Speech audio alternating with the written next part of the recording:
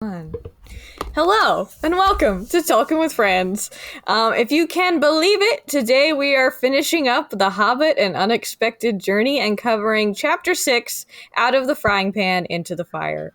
We are excited to be joined once again by our friends from the Swolhirrim. Hi guys. Howdy. Hi. Will you remind everyone where to follow you? Because I will not stop until every person follows you. Well, it cannot be stopped. We are at _Swolhirrim, and we're that on YouTube, TikTok, Instagram. We're on the Spotifys and the Apple Podcasts and all of that fun stuff. And Amazon, apparently. And Amazon Music. Oh, which yeah. I didn't know until just recently. So that's a thing if you want to listen to that. Yep, us too. I don't really know if anybody does. Yeah, I have no idea. But why not? I only get the Spotify numbers. I have no idea who listens anywhere else. Yeah, that's interesting. Yeah. Yeah, I think we get the numbers from a few, but there's so many RSS feed scrapers, and you'll just end up on a random there's site. Like Podbeam and like all of these other things. Overcast. I don't know what they are, but they're there and people listen. Right, exactly. And thank you for doing that. Yeah. Thank you. Now, you two joined us for a special episode to kick off season 2, but I'm really glad that you'll be able to dive into our regular format today to really, analyze the differences between the book and the movie as we do here. And especially because I know you two are such fans of the Hobbit movies, which I think I'm really going to need your support today. During this episode. Yeah, I saw the notes. We're going to need it. Oh, no. I was going over this and I'm like, oh, this isn't that bad. Okay. All right, here we go. All right. Okay, not gonna lie, I was rolling my eyes. It's pretty hard at certain points. Okay. But we'll get there. With all that said, I would love to hear, before we dive in, from both of you about how you generally feel about the Hobbit book and movies, and how they played a part in your Tolkien journey. Yeah, go for it, Carlos. Funny you say that, because I don't think I've ever read The Hobbit while I was watching the movie. I know. And it's a different experience for sure. So I'm glad we're going to get into it. I also, for whatever reason, when I think of out of the frying pan into the fire, I always think of the troll scene.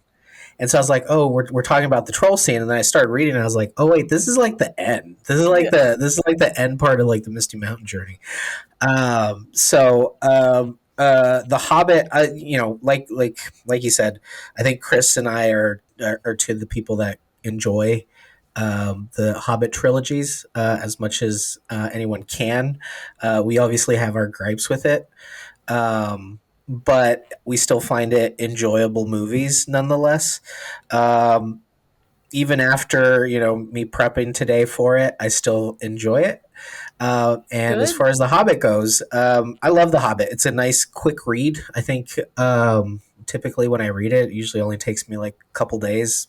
When I was going into work on the bus, it's usually it's when I'm reading it or at lunch.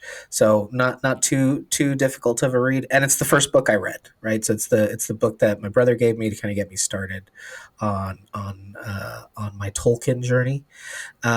So it holds a special place, and even though the movie is different, we'll get into that. I don't think it takes away from the book. Cool. Yeah, and with me it is a little bit different because I didn't read The Hobbit until I was in my late 20s. So my Tolkien journey started with the Hobbit cartoon, and I watched that a ton when I was a kid, like 5-6 years old, right? But I had already read the Silmarillion and the Lord of the Rings before I ever picked up the Hobbit. And so for me, I very much enjoy the book.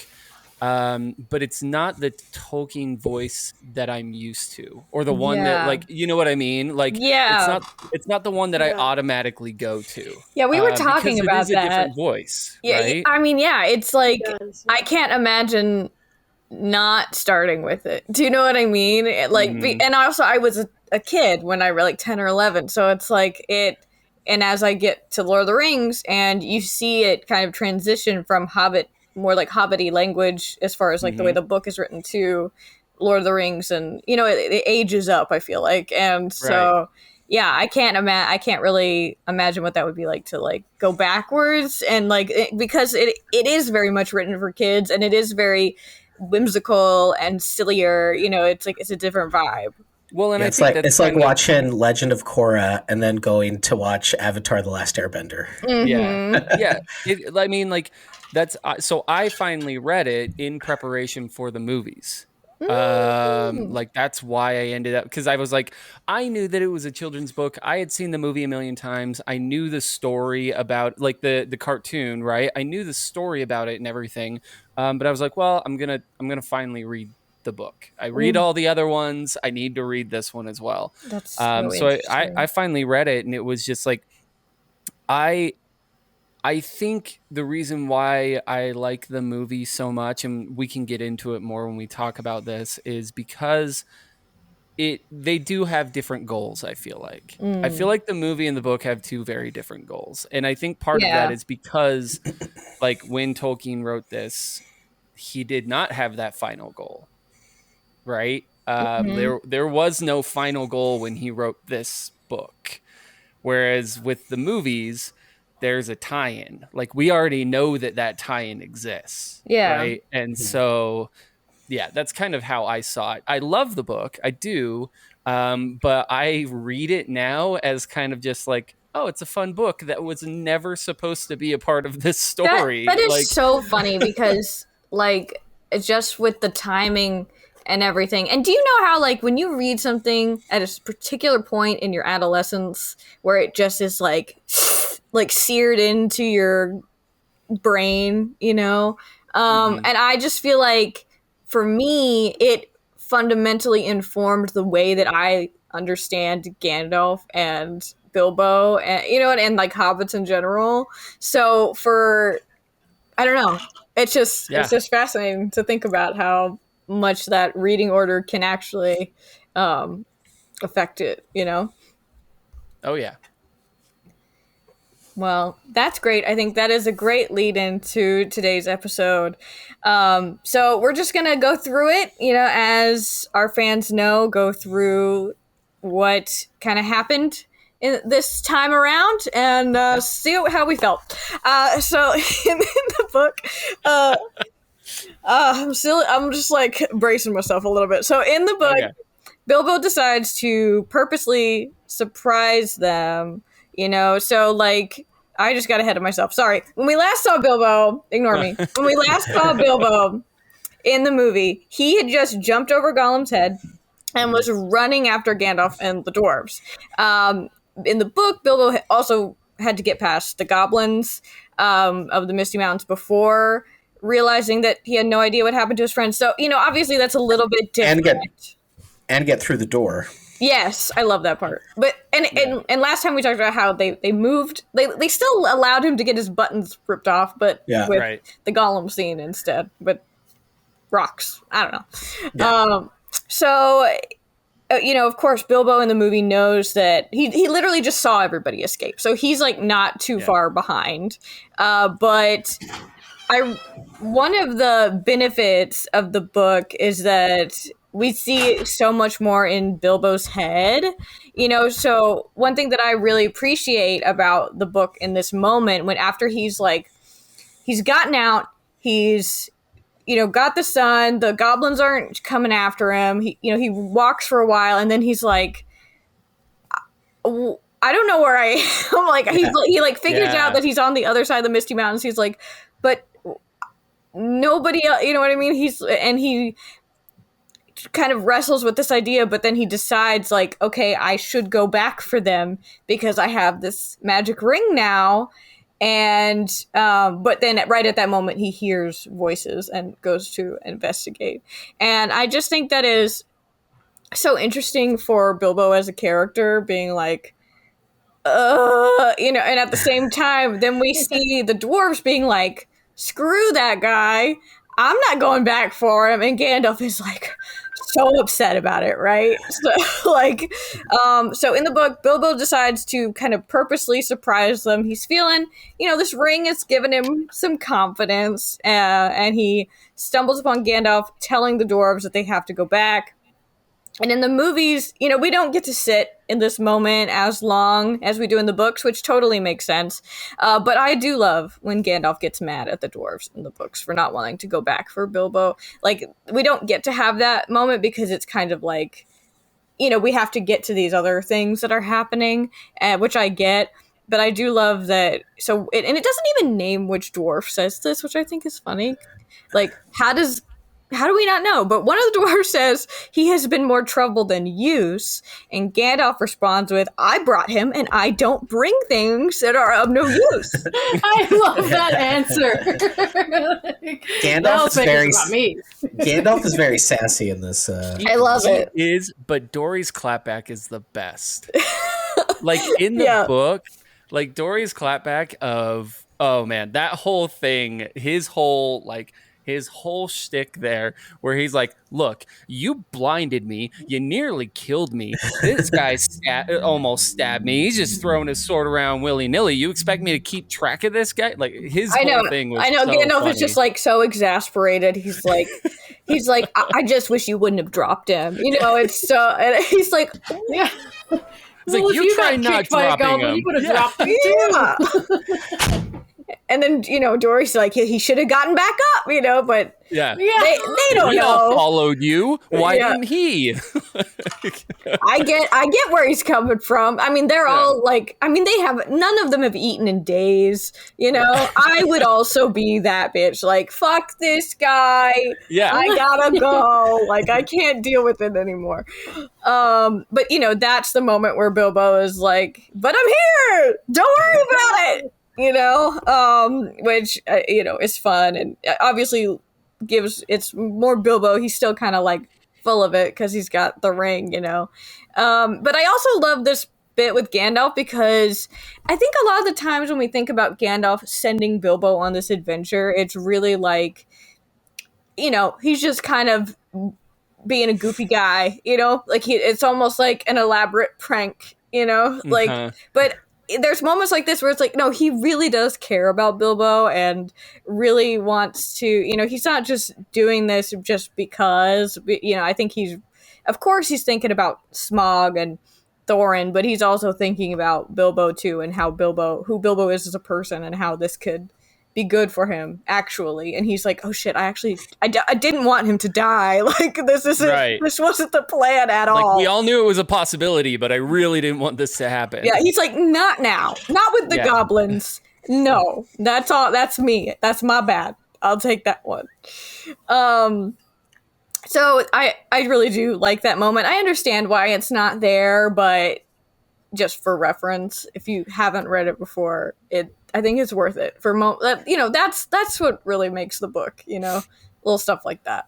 Yeah, and they change it. I mean, that part is changed substantially, right? So they're kind of arguing amongst themselves. Gandalf's arguing with them, right? Why didn't you bring Bilbo? Why did you lose him? And they're just basically in the movie using it as let's rag on Bilbo. Why did he come here? He wanted to go home, and this was his opportunity to go home. Right? Yes. He's probably halfway back to the Shire at this point. I know. the part with Thorin, like, again, we talked about this last time where it is fundamentally like the movies have made a choice. I think that's how Minhas put it, that they made a choice to this isn't about Bilbo, really. This is like more about the dwarves and so far as the story. So, they take this opportunity to have Thorin throw in about how Master Baggins saw his chance, and there is some nice word play here in that they allude to Bilbo thinking, like, Thorin says stuff about he's only thought about, like, hearth and home kind of stuff, which isn't wrong. Like in the book, he is absolutely constantly saying about how he's when we're in his head, like thinking about the comforts of Bag End, and Tolkien will add like not for the last time. So we know that's absolutely true. But they use this home shit to talk about how so that Bilbo can be like, and yeah, I did come back because I do think about home a lot because you don't have one and I want to help you take it back. And I'm like, no. Like this whole idea of the homeless dwarf thing really gets my goat because it's like, guys, I mean, okay, like I guess it's a choice. It's a choice. I need to like help me move on from this because like I'm always Thorin is there because like I just for they aren't actually homeless. You know what I mean? Like they've been pretty successful in the Blue Mountains but like this whole idea of Erebor has been eating at him. But in the movie, that's not the premise, and I should accept it. But I struggle. Yeah, I think and I think that a lot of this, and this part specifically kind of speaks back to it, is this idea that they made it a more what's the word? It's less childish. So like in the book, Bilbo comes in and here he is, you know what I mean? Whereas they took this opportunity in the movie to, we know in his head before he made that conscious decision earlier of no, not only do I now have this ring so that I can do this, it is my moral obligation to go back and help these dwarves who could still be trapped in there. Right. And so like he made this decision in the book. It was this conscious decision where we get to see that Bilbo is growing, that he is changing. Right now, whether or not they did it the best way in the movie, I actually really like this scene. I like that he comes out and he is good. He's that he's showing this part of him, right? That he's showing that he is changing. That like, yeah, I miss home. I miss home a lot. I'm not supposed to be here. Like, crazy old man came to my door and now I've got a bunch of dwarves that I'm following around. Like, I shouldn't be here right now, but I am seeing now like my moral obligation of what I should be doing to help my friends. And that's why I kind of like that scene. And they go a more like grievous way about it, right? That's beautiful, Chris. Yeah, I know. I'm like, okay, fine. See, this is why I tell people all the time when I like stuff like this, I'm like, I don't know if I'm the one that you guys want on here. No, you absolutely are, though. See, here's the thing. I'm going to be honest with you, Chris. I want more of this because I truly don't want to dislike these movies. Do you know what I mean? I have been dealing with these feelings for like 10 years now, right? Or whatever, however long. And the whole time, I don't want to dislike you. You know what I mean? Like it's got so many things that I do enjoy. But then I sit there and I go, so yeah. No, and I get that. So thank you. Of course. Truly. Of course. For that. So yeah, that's kind of how I see that moment, and that's why I like it. And granted, like I guarantee that part of it is because it's Martin Freeman, and I love the way that he plays the character. I love the way that he brings emotion into the character and all that type of stuff, right? And like you said, it does take a little bit away. It does take a little bit away though from the book part, where at that point the dwarves weren't really sure about Bilbo's ability to be this burglar that they needed him to be. And Balin's there keeping an eye and making sure no one sneaks in, and then lo and behold, here's Bilbo, unbeknownst to them, with the one ring, and he just kind of appears, and so they kind of get a new respect for Bilbo. And I think that's fine. And I think that's fine because in the movie, right, you kind of see some of the dwarves already kind of moving that way towards Bilbo, right? They're kind of building this trust in him, even though he doesn't really kind of believe in himself.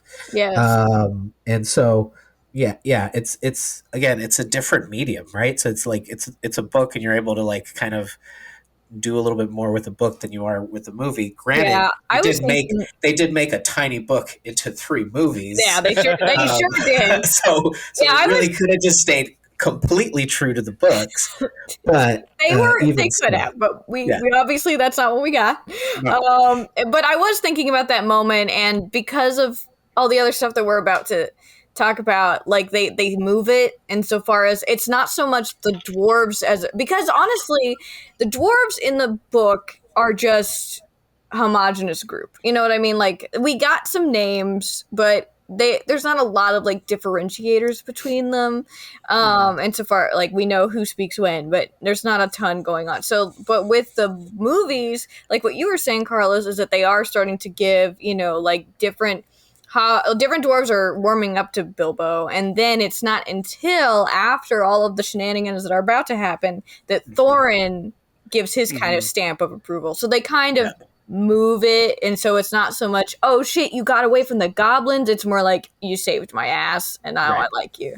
Yeah. But one thing right. about this part, because there is so much that happens right here, but one of the parts that, if I could make a tiny baby edit, if it's just a little baby one, is the part with how Bilbo, because Bilbo doesn't lie at this moment.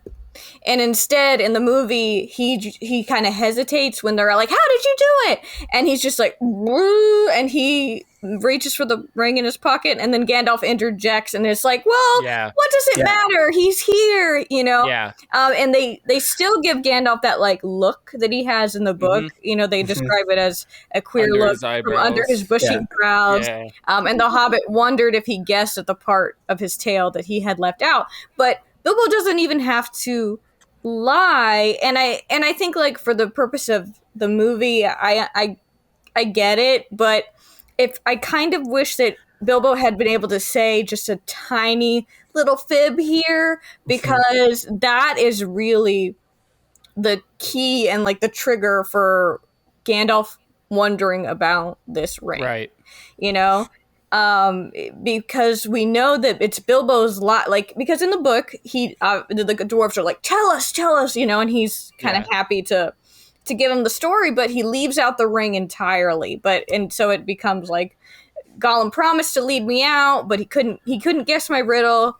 But then so he attacks me, and then he misses me in the dark, kind of thing. Right. But we know Gandalf is suspicious, and I love that Gandalf doesn't call him out on the lie in front of everybody. Like, he's like, well, because he understands like context, right? And that's great. But later in the prologue of Lord of the Rings, it says that Gandalf thought it important and disturbing to find that the good Hobbit had not told the truth from the first. Basically saying that this is very outside of Bilbo's nature, when he realizes that he was leaving out all the details. And it's like, why would he do that unless something was, kind of making him feel like he shouldn't, So that's kind of the whole thing that starts Gandalf thinking that maybe Bilbo does have something more than just some random magic ring. So if I could make if out of all of this, I think this is my one edit. You know what I mean? Is just have him say one little thing. I think it could have been like a 2-second throwaway line that. Yeah, I think Yeah. that would have been good for sure. Yeah, I mean, I understand why they didn't do it, right? Because you're in a movie, right? You saw how he did it, right? And so to kind of, it's what's the movie? What's the length of the movie? Extended, non-extended, I don't know. I didn't even Probably theatrical just release, over right? two. Yeah, to like maybe 2.5 hours. Yeah.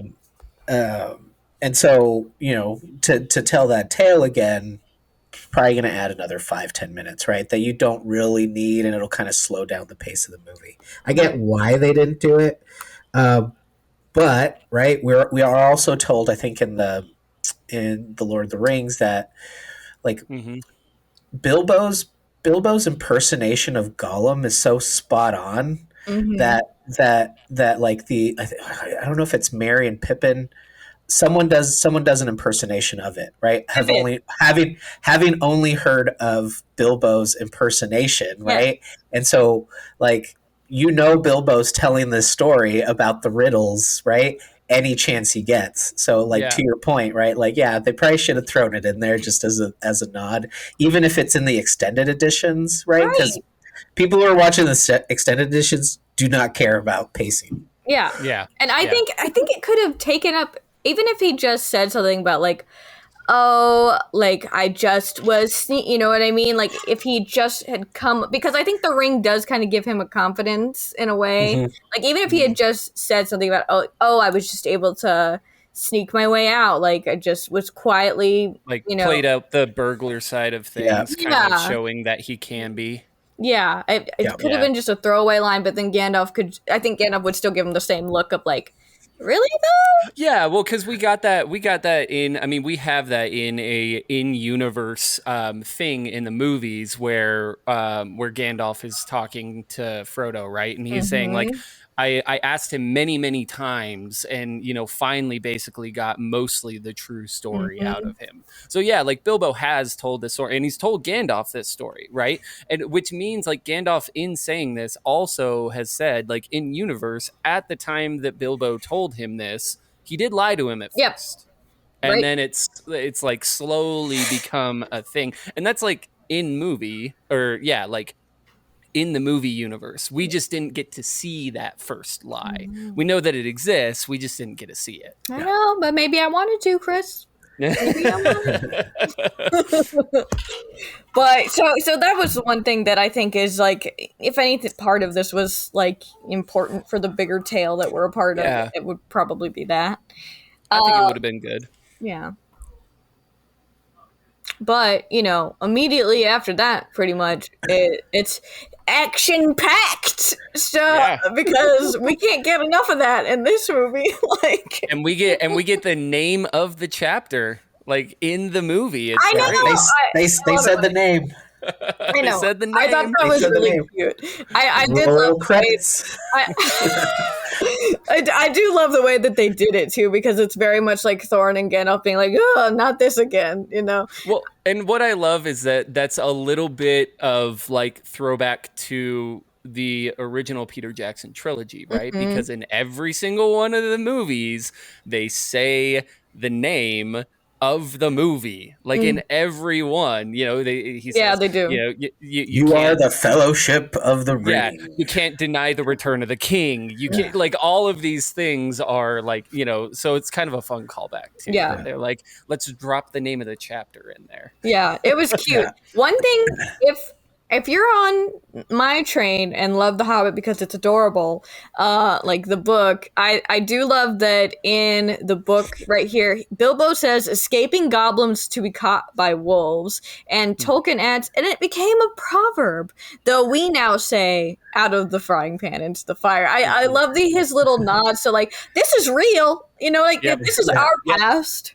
So I love little things like that, but I love that it does kind of get into the movie. And so that being said, this is the part where we've got Azog finally showing up with his mini orcs and wargs. And this is the scene where Thorin finally gets a look at Azog and realizes he is not dead, as he so confidently stated earlier in the movie. So confidently. I know. I mean, of course, in the book, he would have been right, because Azog is... Because Azog is dead. So dead. But, and I was kind of thinking about it, is that I kind of suspect that the whole reason they give Azog pet wargs is so that they can, like, use his wargs for this scene, rather than have, like, unknown wargs. Wild wargs, which is what it is, right? It's wild wargs. They're right? like, in the book, of course, they are just trying to make their way out of the Misty Mountains, and they end up in this forested area, and there's a clearing, and they immediately hear howling, right? And then they have to scramble up these trees just to kind of get away as fast as possible. I noted that Bilbo does not need help to get into this tree in the movie version. Oh, in the movie version. The movie version, Yeah. Bilbo got some. He's an expert tree climber. Yeah, he He's just part gets on squirrel. up. I know. I do love that. Like, it's Dory that is the one that helps him Dory's in the always book. the one Yeah. who gets scrapped Yeah. for losing him or dropping him Yeah. or not, I'm not a porter. But and I love that Tolkien's like, he really was a decent fellow, even though he's Yeah. like complaining the whole time. But like, he does allow Bilbo to scramble up him and doesn't like let him go until he gets out, even though he could have got, but he doesn't. He could have been Warg Chow. Yeah, he Yeah, could have for been. sure. So, shout out to Dory, for real. But in the movie, of course, we've got these wargs who, it's kind of like Sick 'em Boy, and these guys must weigh a ton because they are uprooting trees. Yeah. And all the trees are falling down. We're hopping from tree to tree until, and we're not so much in a clearing as we're on the edge of a cliff here. Yeah. For reasons, I'm sure. It's the same cliff that Rafiki uses in The Lion King to showcase Simba. It's the exact same cliff type. I love it. And we love a reference. So they're all in a tree. That also falls down with, it just does. And it just does. And because drama, and it's the last scene and it's climax, and we need to look. It makes it look. Them being on a cliff makes it a lot easier for the eagles to grab them from the air. Okay. I know eagles in swoop in because you need a swoop in grab. Yeah, but the eagles just do kind of whatever, and like they pick up everybody from everywhere. You know what I mean? Because Thorin, like, he sees that Gandalf does get to use his fire with the pine cones, and that's cute. I do kind of wish it had been multicolored, like it is in the book. Yeah, that would have been nice. Kind of fun. Why not? But sure. And I mean, it's more realistic the way they did it. I mean, realistic, what's the right? point of anything For a wizard, but yeah. Yeah, I mean, this is a man who specializes in fireworks. Right. Let him do his thing. So, that is all happening. Thorin is like, I gotta go face this guy, and gets his ass kicked severely in this movie. Just handed to him. I really thought it was gonna be more of a fight, low key. Yeah, he did not do well. He did really poorly. One thing I wanted to ask how you felt about makes me wonder how he bested him the first time. We'll never know. Well, maybe it's the warg. Maybe it's the warg. Maybe it's the warg, right? Yeah. He upgraded. He did. He's got a steed now. But the part where Azog is like taunting Thorin? Yeah. I was like, does anybody know what he's saying besides the orcs? I'm like, is this Star Wars now? I can't tell if Thorin knows what he's saying or not. I would say probably not. I mean, I don't know. It I would depends.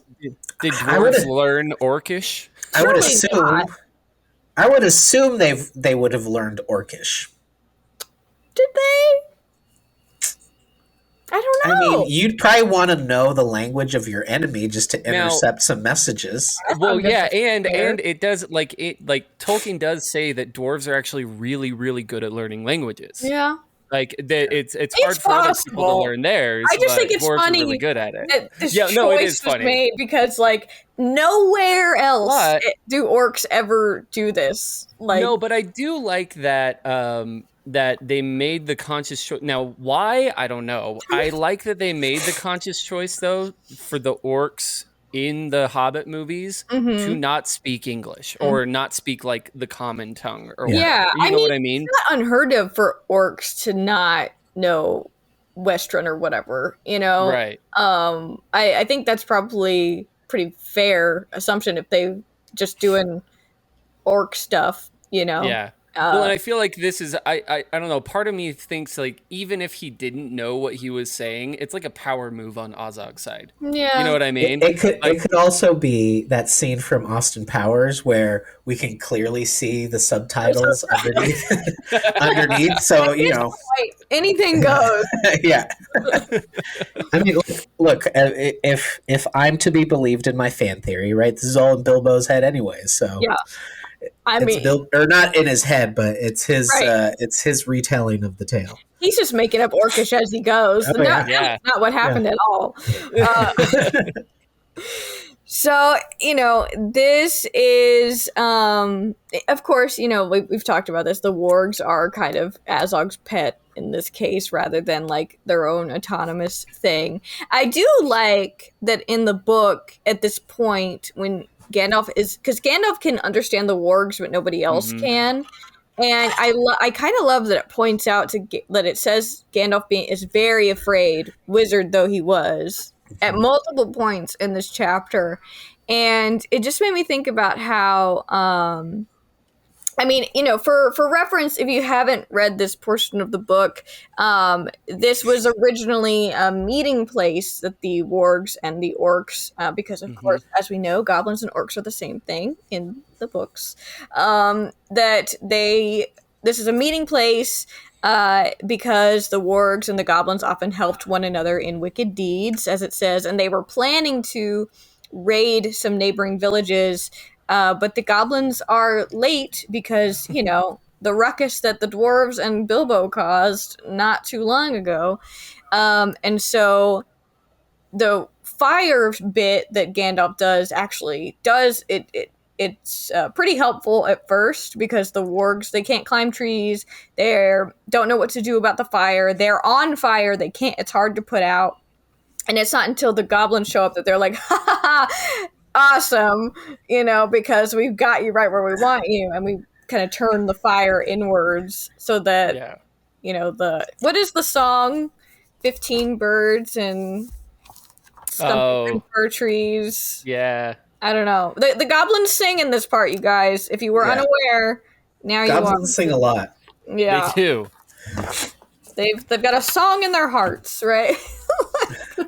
Yeah, 15 birds in 5 fir trees. Yeah. But funny little birds, they had no wings. So what should we do with the funny little things? And then it's giving troll vibes with the roast them alive or stew them in a pot, fry them, boil them, eat them hot. So the goblins are having a great time. Gandalf is getting increasingly scared, and what I love about this is that Gandalf is literally about to sacrifice himself. Like, it says that he would not have made it, but he's like, I'm going to get all the power I've got and come down like a thunderbolt, take out as many of them as possible. I'm assuming in the hopes that the dwarves can get away from everyone else. And I just think I love that because that is the moment that the eagles swoop in and it's like, oh, thank God. You know what I mean? And of course in the book it does kind of be like, oh, the eagles are like, what is this fire? What are the goblins up to now? Like these. I do love that in the book. I love the sudden change of perspective where we're leaving, the dwarves and Gandalf and everybody, and we're now the perspective of the eagles, which I thought was really Gwahir specifically, right? Yeah.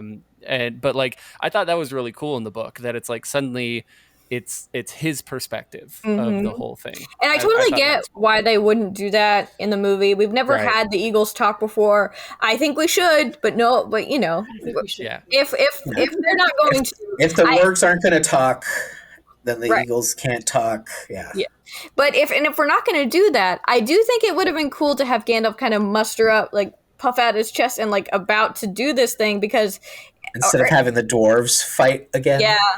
Yeah, I think it would have been, like, for an audience that may have not known the story originally, I think it would have been cool rather than, like, okay, like, we get it with the moth, okay?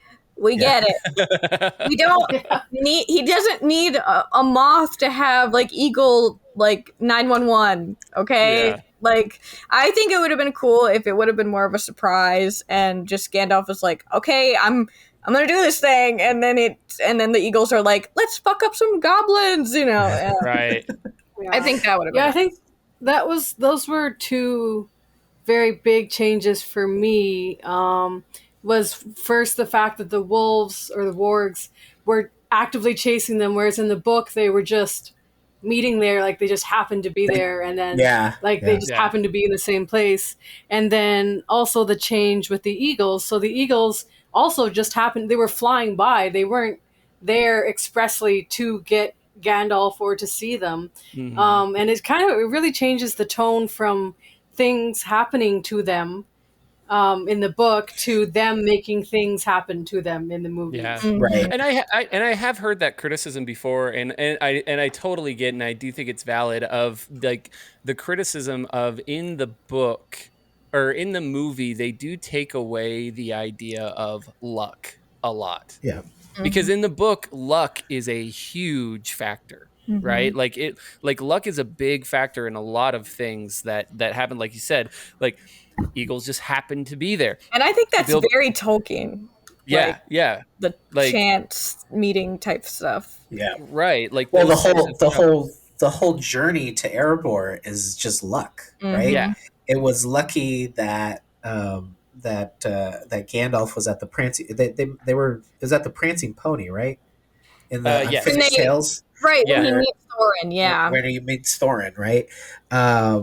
So yeah, I think to what Callie said is like, yeah, it does take away a little bit of that, or to what Callie and Chris said, right? It takes a little bit away of that kind of tone. chance. Yeah. Yeah. And I also thought it was like kind of a significant change. Like in the book, Bilbo's still having a hard time here. Like, sure, he just like got past the goblins, but boy can't get into a tree. He like almost gets left behind by the eagles and has to like cling to Dory's Oh, legs for Yeah. dear life. And My that, arms, my legs. yeah, that legitimately sounds horrible. But in the movie, like as Thor, like not only like does Bilbo jump in to try to save Thorin, he also like kills a warg like right off the bat, like not very skilled early, like very well, but it's just kind of is like, oh, and it happens, right? Right. Whereas, Well, he stabs an orc in the chest. Yeah. Like he's takes him down, tackles him, and then like stabs him in the chest like 20 times. yeah, it's like this Bilbo is going for it, but it's funny because he doesn't name his sword until he gets to use it for the first time, and Right. hence Sting. So I'm kind of like, well, now in the movie, how do we justify this name? It's very much tied to the spider. Well, we know Actually, how we little find known it. fact. Actually, little known fact that orc's name was Sting, as a nod to the musician Sting.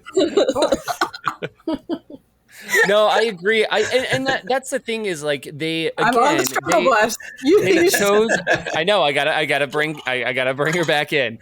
I think this one is just the fact that like real, and this is what like it or don't, right? But it's tonally they changed the movie. They made a tone decision of the movie, and it was that at that moment when Bilbo came out and he decided, I am going to help you fight for your land, this was a turning point moment. This was when he began to be that more adventurous. Now, like not fully, right? We see that later on, that even in the movies, there are times where he's not like fully there still. He's not like, he's still a little bit of a reluctant hero, right? But this tonally, they're like, that was his turning point. Now we're going to see him be like back it up and be heroic, right? And yeah, I mean it does it changes things though a lot, and that's just really they,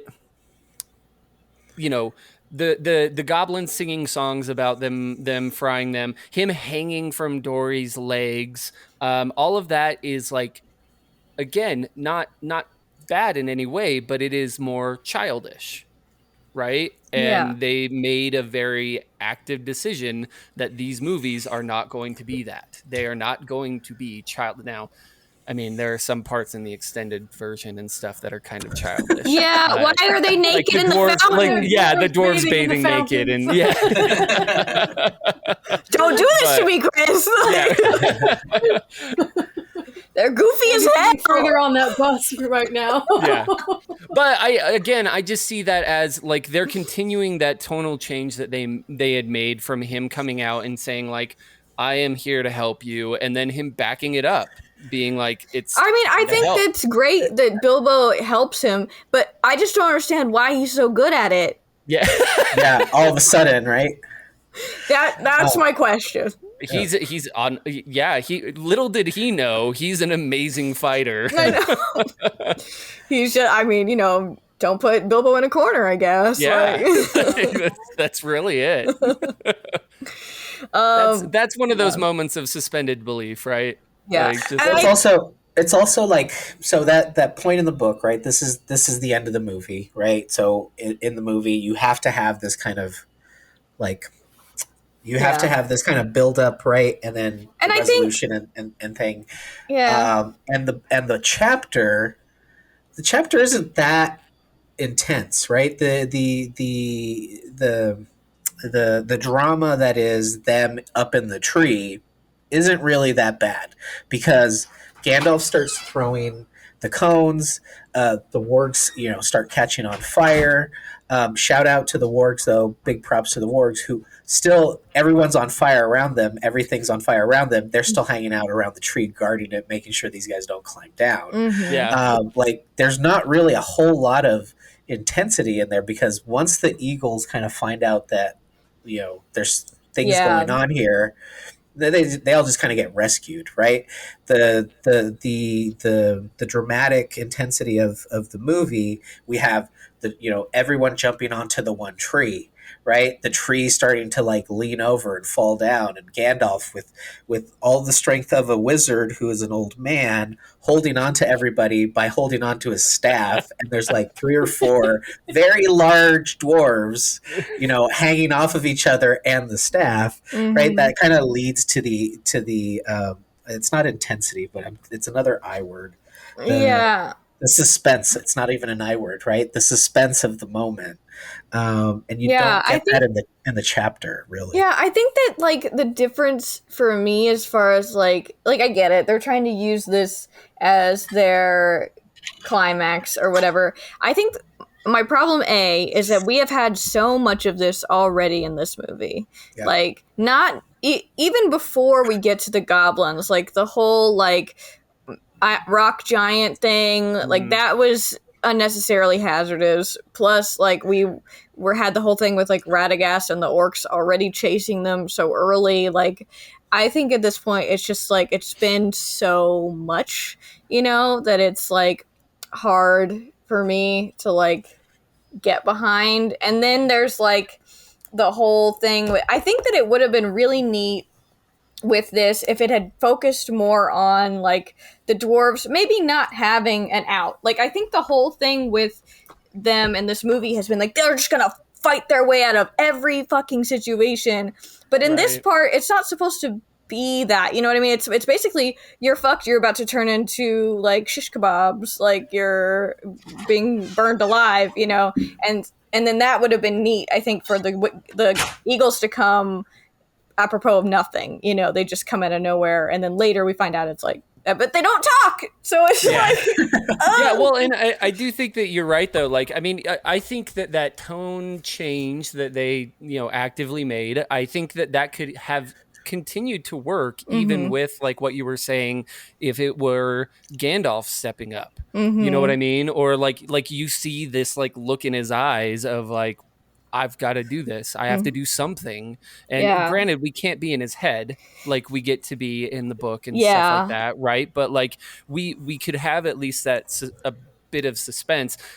Of course, to Carlos's credit, we can't Gandalf can't do that while holding up 5 dwarves. It's a tough spot. You're asking a lot of Gandalf. It's a tough spot. I do think that Peter has an aversion for how risky Gandalf actually is as a person, because in Fellowship, Gandalf is the one that wants to go through the Mines of Moria, and Aragorn is the one that's like, dude, you are so crazy for wanting to do that. You know what I mean? And in the movie, we obviously make it out like as if Gandalf is very concerned about this Balrog. I mean, he's not concerned, but he's like, I'm rolling the dice. Yeah, he's like, we got this. It's cool. He's like, there's not that many Maya here for me to fight. So I hear there's one down here. and like same with this scene is that he's like, you know what, I may not be able to save myself, but I can maybe do something. He's really about to just like poof on these guys. I think to what your point, right? I think what they could have done, right, is instead of having all of the dwarves fight, right, the wargs and the orcs, just have Gandalf do it. Yeah. They're all up there. Gandalf's up there. The way the orcs in the movie are written, though, they would never have allowed that. They would have all kind of joined in at some point. So it was tricky. I know. Tricky. I get it. But this is my podcast, and I have qualms.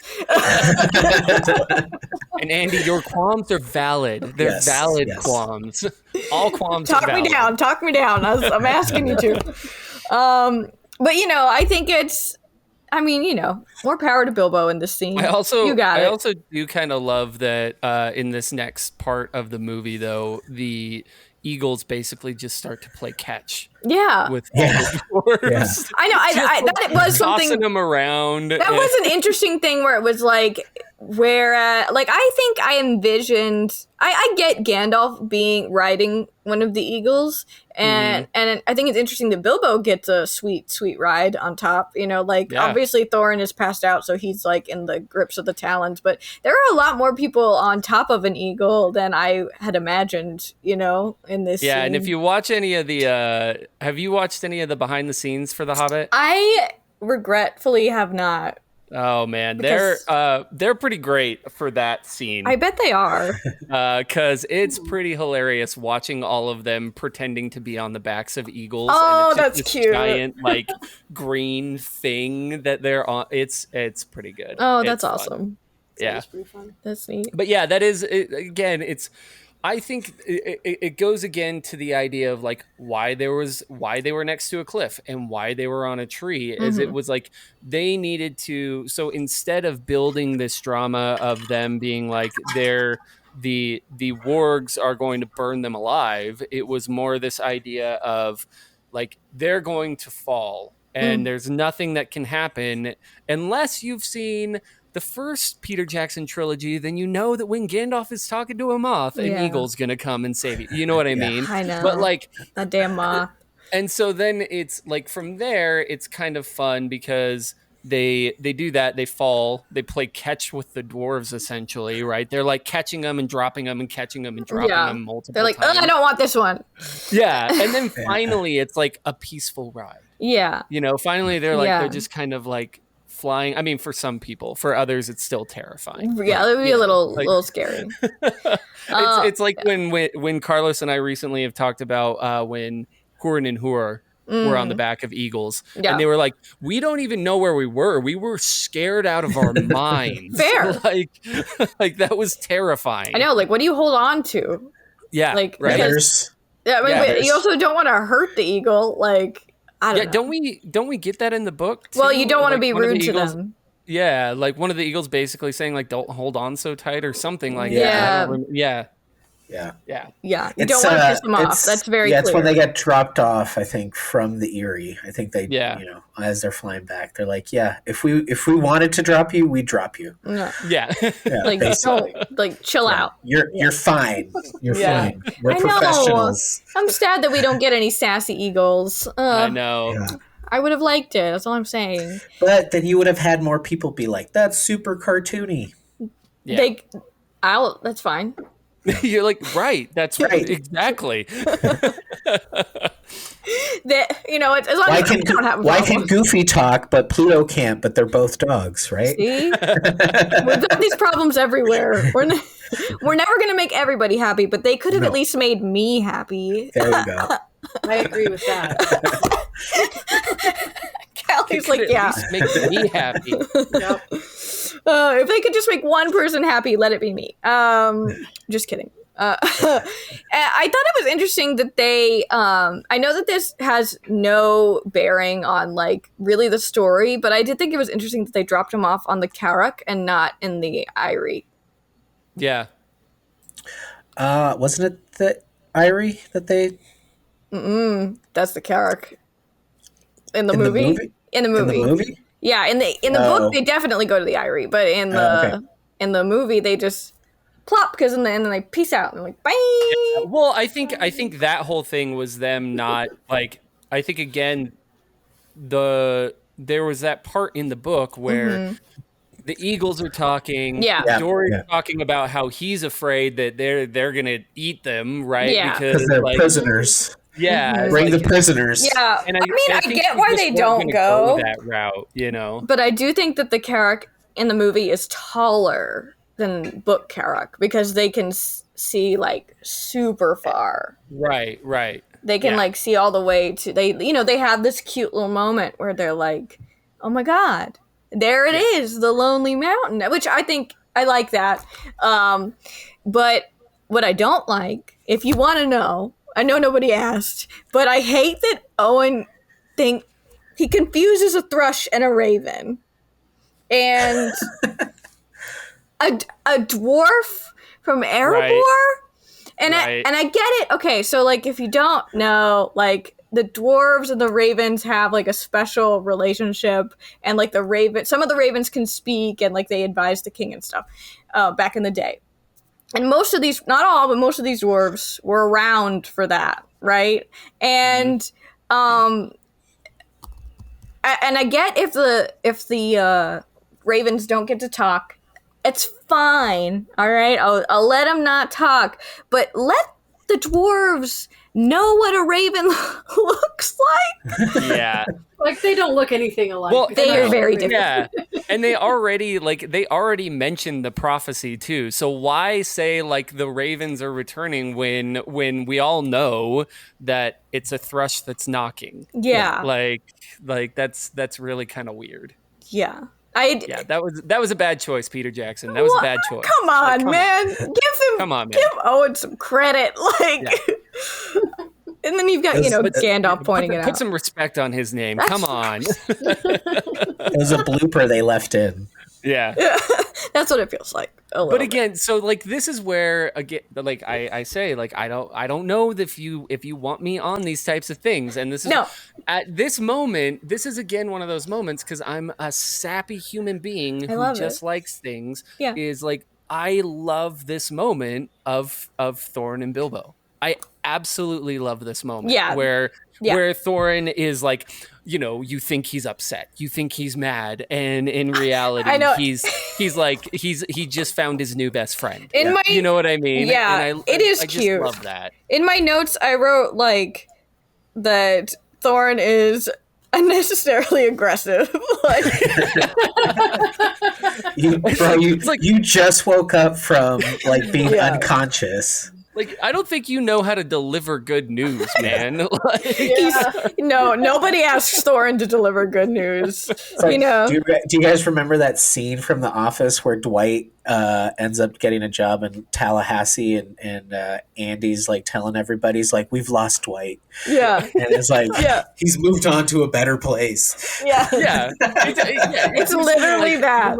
And Thorin doing that literally gives me Dumb and Dumber vibes, and totally redeem yourself, like that type of thing. That it's just like, but I do like. I love that moment. I love the relationship that gets built that we get to see in the movies that we don't necessarily have in the book of Thorin and Bilbo. And it gets bigger and bigger to a point where well, I don't know if you want to talk about things ahead, but it just like it keeps getting bigger and bigger, right? To the point where Bilbo is pretty much the only person he trusts. Yeah. Right. And like, I liked that. I don't have a problem with them being cute in that end moment. I think it makes sense for what they have kind of built up at the end of the movie there. And I think that it's like appropriate to give Bilbo like some cred.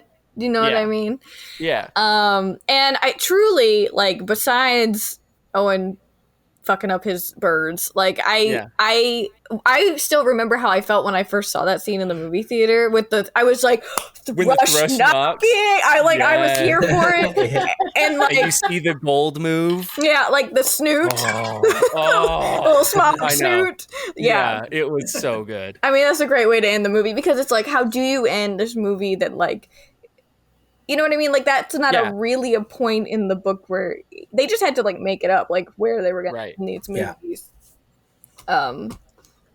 So I did like that. It was a little sneak peek of next time, and like, I mean, everyone was so I think that some of the big things about these movies, like, everyone was so psyched to see Gollum, like to see how he was going to look in these, knowing the technology was better. And I think everybody was amped to see Smaug, like. Yeah. Well, and like, I remember watching the movie in that very first scene where he's talking about Erebor and like seeing Erebor in the movie and just being like, oh my goodness. 'Cause it was just like, I mean, it was the first time that these red 4K cameras were ever used in any like full length movie. And it's just like, it was mind blowing how cool it was, So like, yeah, I agree that I remember that the end of that and that happening and me thinking like, wait a minute, they're ending it here, but still loving that ending. 100%.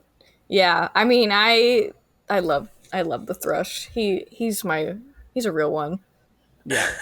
That is, that's something though that like that now that's gonna bother me. So like, I'm glad that I've helped you in some things, kind of like, but now I want you've created issues for Chris. Yeah, that thrush is forever going to bother me. Well, him calling it a raven is forever going to bother me now. Yeah, forever. This is your fault.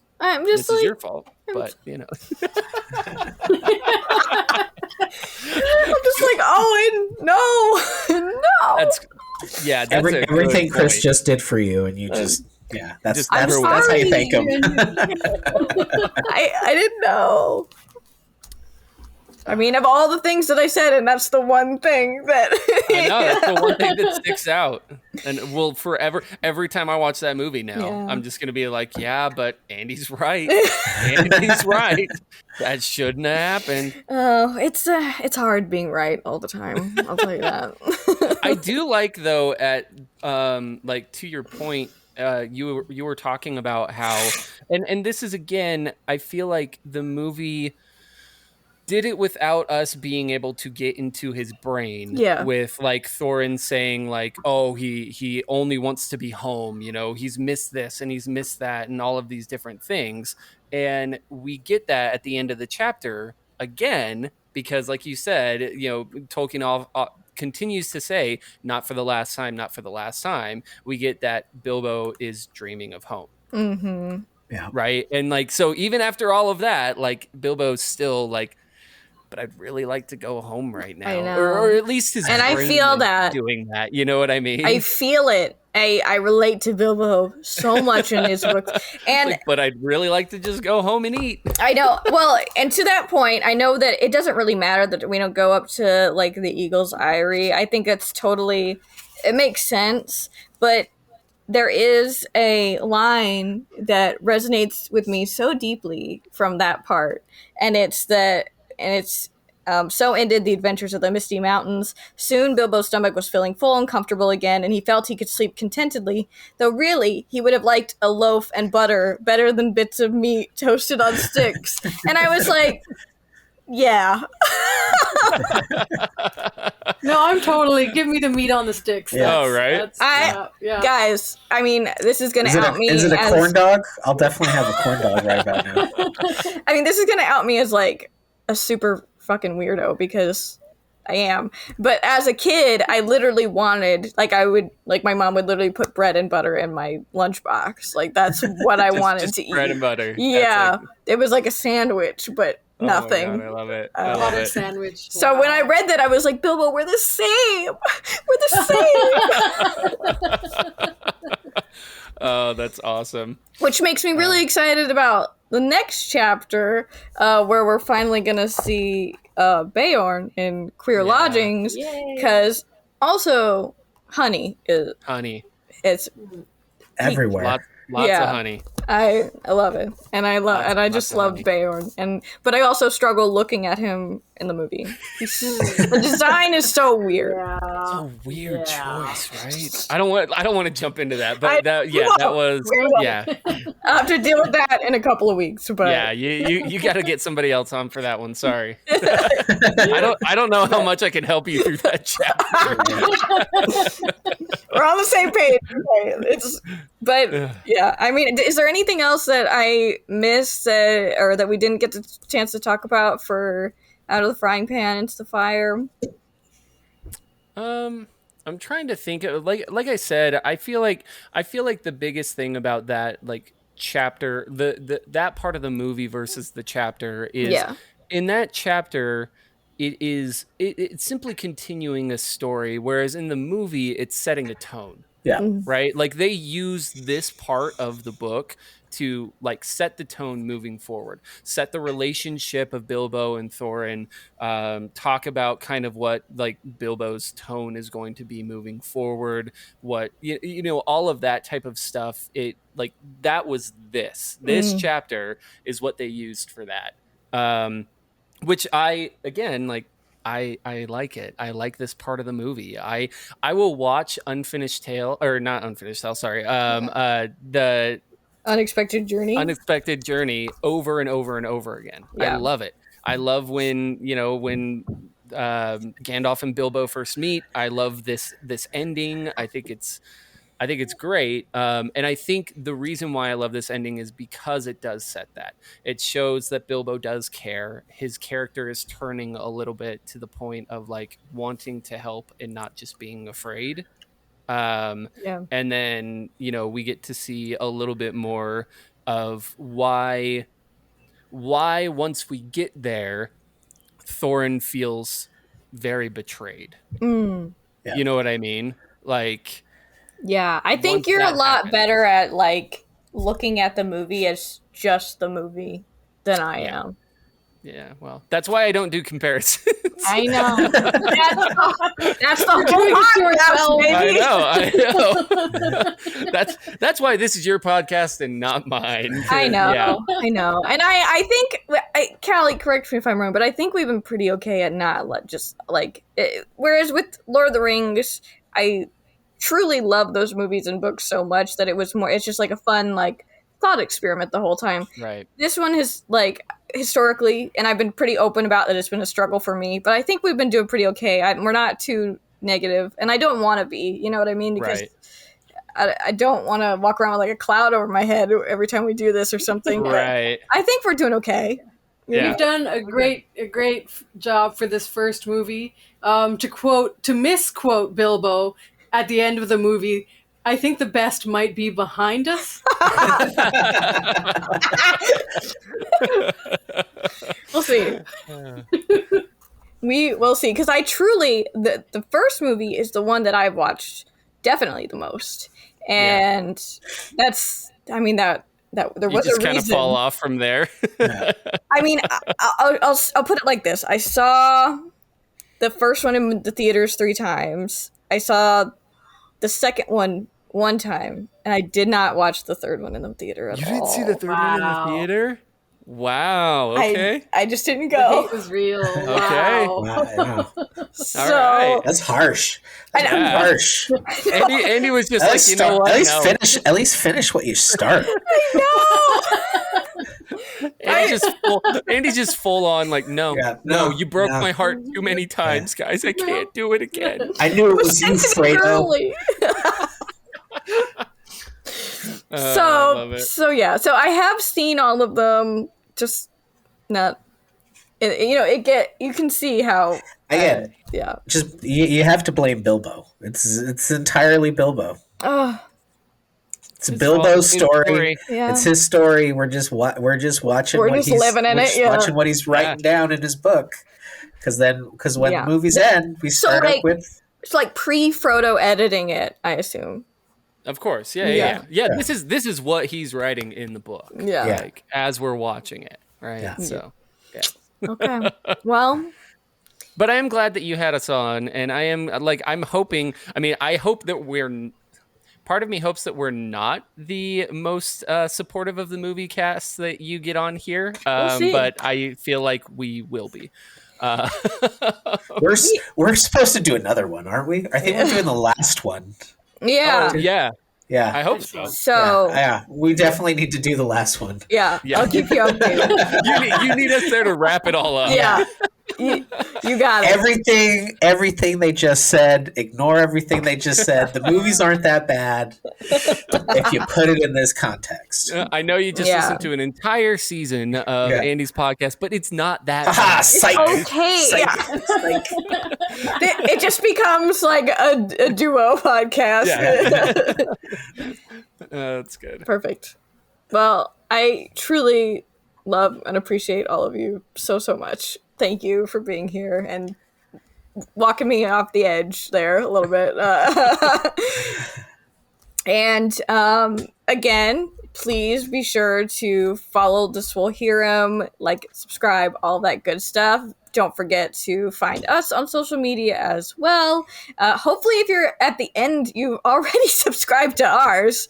If you haven't yet, why? But also, find us on Twitter and Instagram. You can also find us occasionally on YouTube, maybe doing some live streams sometimes. And we're also on Patreon now. And if you're interested in supporting the podcast in another way, you can literally pay as little as $1 every month and still get access to all of our content. We don't really have any tiers because I didn't have time to think about that. So if you're a patron, you get access to all of it, and we really support you, and we really appreciate all the support that you give us. Thank you so much for listening, and we will see you very soon. Bye. Bye. Bye.